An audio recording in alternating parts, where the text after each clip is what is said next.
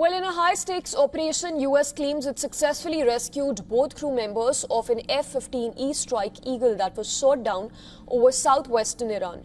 The rescue involved a massive deployment of air assets as well as ground commandos in what Trump called one of the most daring operations deep inside hostile territory.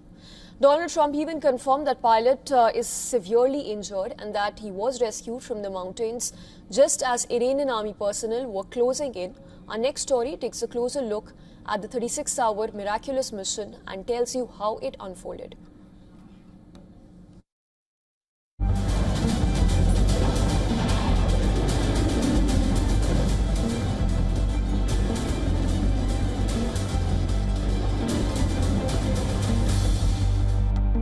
US President Donald Trump finally broke his silence after nearly 24 hours. He proclaimed, "We got him." In a social media post, Trump said that the rescue of the missing F-15 fighter jet crew member was finally over. The daring search and rescue operation, according to Trump, ended after the military sent dozens of aircraft armed with the most lethal weapons in the world. Reports suggest that the mission started in darkness and ended in daylight.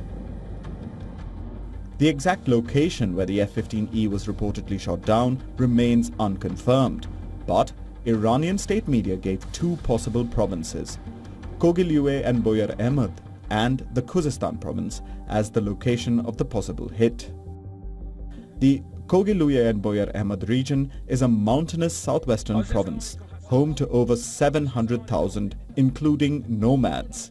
Nomads in the area carry rifles to protect their herds and camps from wild animals and theft in the remote highlands.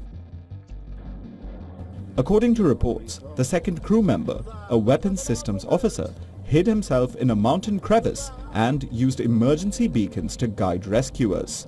He evaded Iranian forces for nearly 2 days. Dozens of aircraft, including HH-60W Jolly Green II rescue helicopters, A-10 Warthogs, F-35 stealth jets, and an HC-130 tanker, provided protection and suppression during his extraction. While on ground, elite special operations forces and para-rescuemen engaged in a heavy firefight with Iranian units, including the IRGC, to reach the Airman. It was one of the most complex and time-sensitive operations, known as Combat Search and Rescue, or CSAR. The Air Force units behind CSAR missions include some of the most highly trained and specialized members of the military. Experts say that such missions have literally no margin for error. These type of rescue missions are fraught with the potential for disaster, and in this particular case, the United States was able to pull it off, and I'm thrilled for that.